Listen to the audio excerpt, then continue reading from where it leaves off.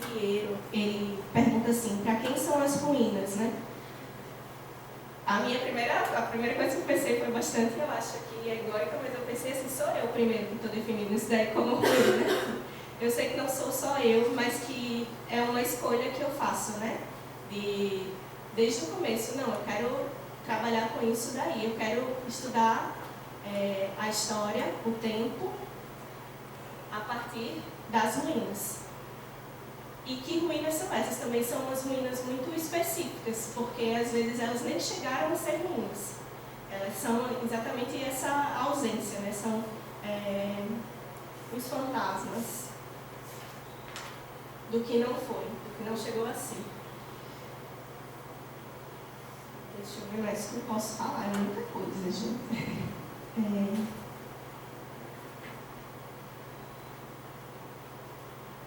Só para terminar, eu queria só falar um pouco sobre o que Tiago trouxe.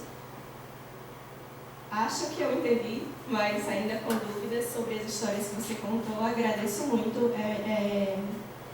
É muito legal, assim, como essas histórias de outros povos, elas provocam uma mudança na nossa maneira de raciocinar, né? E aí, como eu estava partindo muito desse campo de crítica que tem a ver com o desenvolvimentismo, falando desse desenvolvimentismo enquanto ruína, começo a entrar nessa questão da cultura, e aí sempre tem a dicotomia no nosso campo, né, da cultura, natureza. E não tinha como não ler coisas que começam a falar do antropoceno.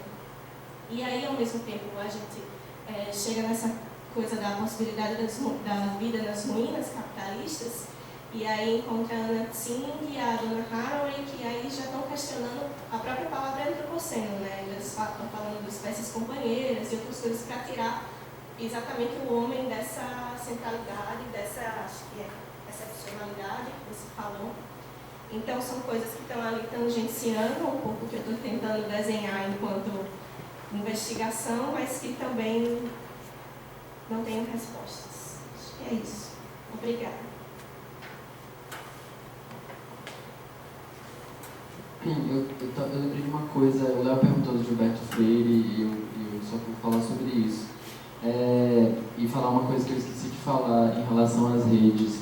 O Gilberto Freire me ajuda a entender essas sobrevivências de uma certa colonialidade na arquitetura moderna. Então ele tem algumas epifanias assim, em relação à própria a varanda. Foi Mário de Andrade, mas quem traz isso é o Gilberto Freire.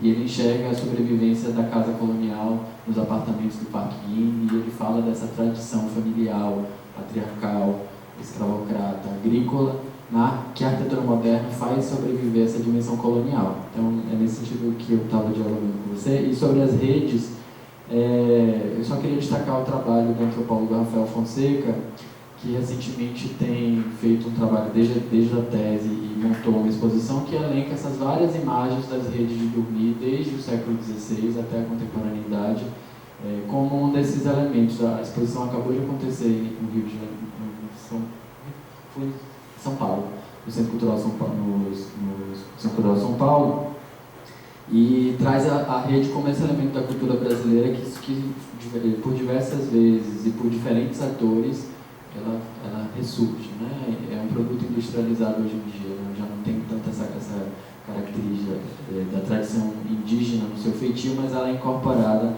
no cotidiano brasileiro. E fiquei pensando uma coisinha em relação ao que vocês falaram sobre paisagem, porque ao longo de todo o trabalho eu estou entendendo essa dimensão da construção, da invenção de uma comunidade, da invenção de uma nação, e eu fiquei com uma pista se paisagem e país possam ter relações investigativas. É isso, obrigado.